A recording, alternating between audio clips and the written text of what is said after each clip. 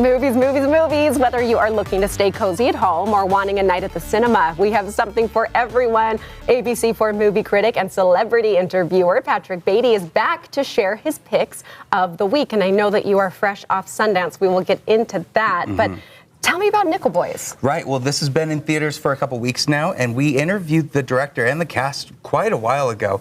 We want to show a real quick clip of the director talking about this unique style of filmmaking where they filmed everything in a point of view of the main character. Ooh. Let's take a look. Interesting.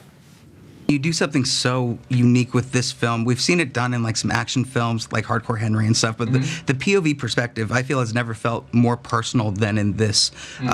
Talk about what it was like formulating that language and what were the challenges for doing different characters with that? The idea was so early that it allowed for a lot of conceptualization. I think it emerges, and I feel like I already did it with the first film I made, Hell County This Morning, This Evening, in which it's not literally the same, but conceptually and theoretically and almost practically it functions in the same way. That was a good on-ramp to it.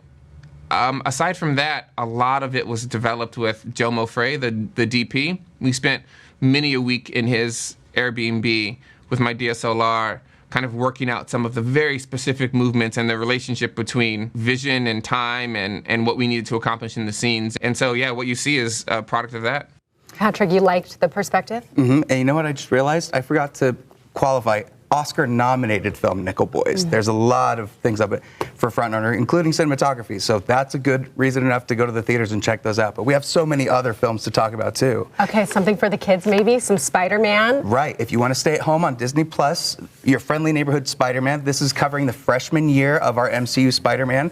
But we have a twist. We have different voice actors taking on different roles. We have Coleman Domingo playing the Green Goblin, which to me is an awesome choice, kind of profound in a lot of ways. I just got the chills. You know I love Spider-Man. That's the coolest casting. First 2 episodes are up right now, but if you'd rather go to theaters, then hold on to your butts, because Dogman, the Captain Underpants, I guess, spin-off book series. I mean, I grew up reading those books, going to the Scholastic Book Fair and getting as much Dave Peakley books as I could.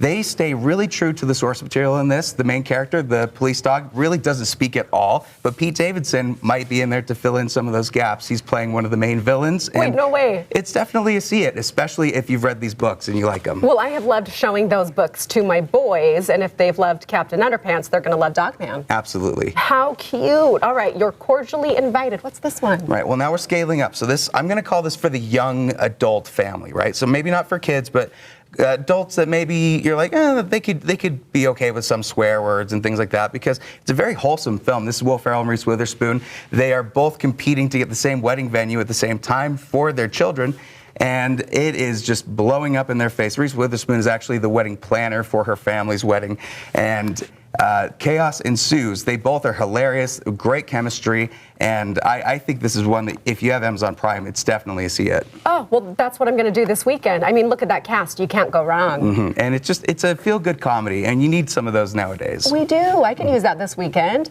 All right, what about Companion? This is the opposite of a feel-good comedy, but there's still some funny parts to it. This is a horror done with a very unique twist. I don't want to spoil too much of this film because they're pitching it as a rom-com in the trailers, and for all intents and purposes it can be, but the way that it goes and the twists that happen in this are so fun, so interesting. Think if you were to put The Notebook into a slasher genre, how interesting could that be? Jack Quaid, Sophie Thatcher from Heretic. It's definitely a see it for me. It's got like a 95 on Rotten Tomatoes right now. You are kidding. Okay, well, you know I love horror too, so that's also right up my alley. I'm really excited about these. See it.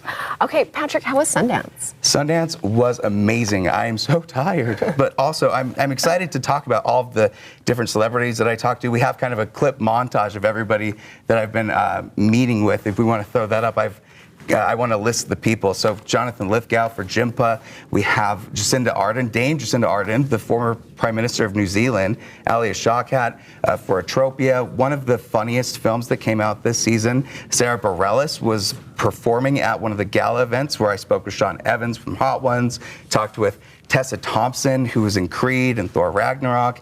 That's probably my favorite interview, so if you guys want to check that out, that's a good one. Josh O'Connor for Rebuilding, talked about the LA fires a little bit, but this is probably my favorite documentary, Deaf President Now. This is going to be on Apple TV later on. It's about a school only for deaf people that when they were choosing a leader to head the school up, chose someone that was hearing and didn't even know how to use sign language. Wow. So what happened? They revolted.